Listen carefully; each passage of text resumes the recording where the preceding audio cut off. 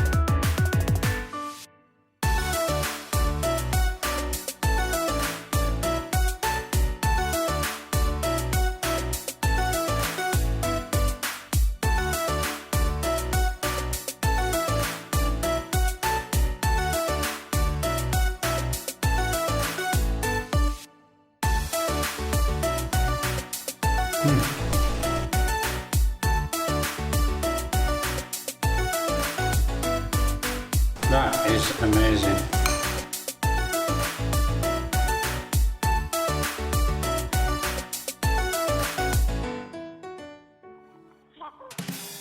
Right guys, there you have it, a traditional Thai pudding made from Thai melon, coconut milk, sugar and a bit of salt.